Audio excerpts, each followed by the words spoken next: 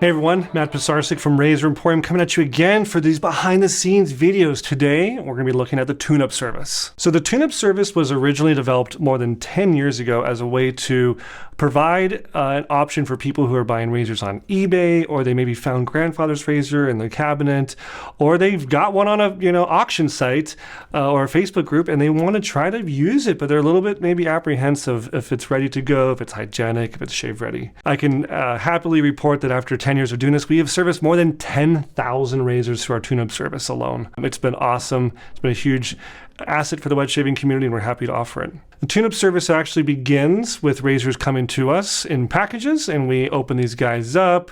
We make notes and check them into our system of date codes, models, make sure all that's correct and notated. If there's any specific issues a customer has notated, if we need to address some things, all that's put on the work order.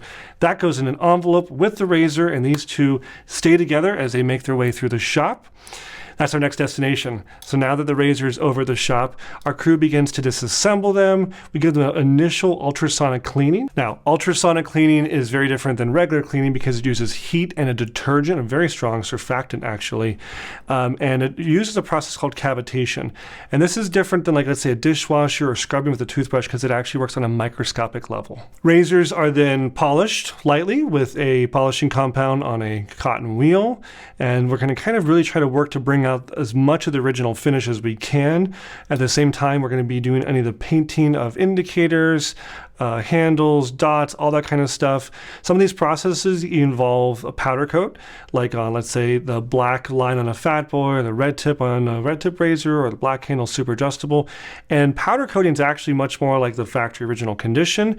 It's more durable than painting, like spray painting, and it actually uses a baked on process for super hardness and long-term durability. Razors are then reassembled, and we're paying close attention to blade gaps, indicators, opening mechanisms, all those things that make it function the way it originally did from the factory. If at any point we see broken parts, plating wear, brass showing through, we always are going to notify the customer through the repair shop system.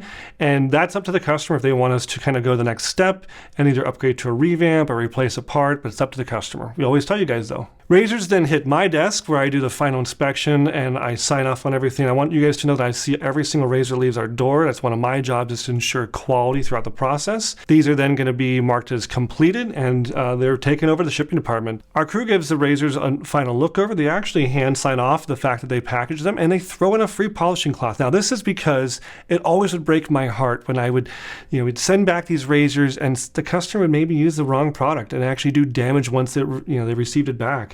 So we wanted to make sure you guys have the right tool to keep it looking the right way forever. Well, thanks for tuning into our behind the scenes video series. I really like these. Are you guys liking them? Tell me below in the comments how you like them, what process you thought was the coolest, and which kind of video you want to see next from us. That's all I got. Thanks so much for tuning in to Razor Emporium for all things vintage shaving. Thanks, guys.